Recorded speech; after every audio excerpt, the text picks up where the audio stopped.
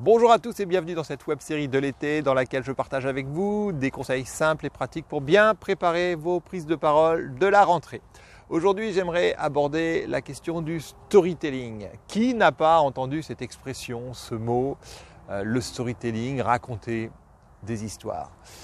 J'ai même entendu récemment que le storytelling c'était has-been, c'était dépassé, que c'était fini, que les ficelles étaient trop grosses, qu'on s'était habitué au fonctionnement et que du coup ça ne marchait plus.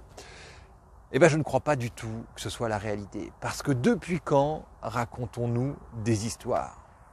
Eh bien tout simplement depuis que le langage est apparu, c'est-à-dire au bas mot depuis 250 000 ans. Difficile de chiffrer exactement l'époque parce que le langage ne laisse pas de traces, on n'a pas retrouvé de fossiles du langage, on n'a pas retrouvé non plus de discours de Jean-Claude Cro-Magnon à l'époque.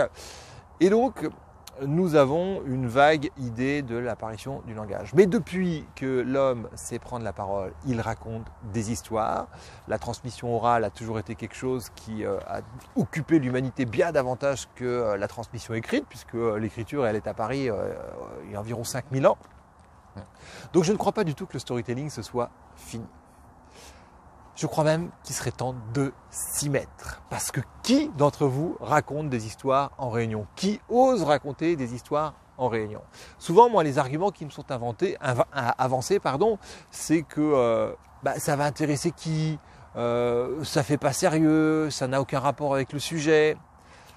Alors peut-être, si vous racontez des histoires qui sont des anecdotes gadgets, mais attention, une bonne histoire, elle ne doit justement pas être gadget, elle doit servir le propos, elle doit permettre aux gens de se sentir concernés, de se sentir impliqués.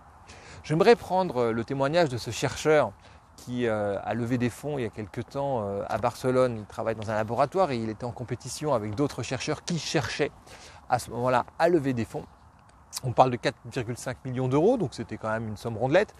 Et il a raconté une petite histoire qui a priori semblait ne rien avoir avec le sujet, mais qui lui a permis de remporter finalement l'appel d'offres. Et il a dit, à la fin de son intervention, il a eu cette phrase remarquable, il a dit « mais en fait une bonne histoire, elle est transparente ». Et je trouve cette expression géniale. C'est-à-dire que quand l'histoire est bonne, les gens vont s'intéresser au sujet, vont poser des questions, vont renchérir, vont essayer de comprendre le sujet et pas l'histoire.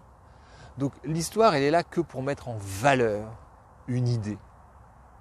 Quand vous avez compris ça, vous pouvez trouver toutes les histoires possibles et imaginables. À partir du moment où elle est en lien avec votre sujet, vous avez gagné. Je vous souhaite un excellent été, des bonnes vacances et je vous dis à bientôt. Au revoir.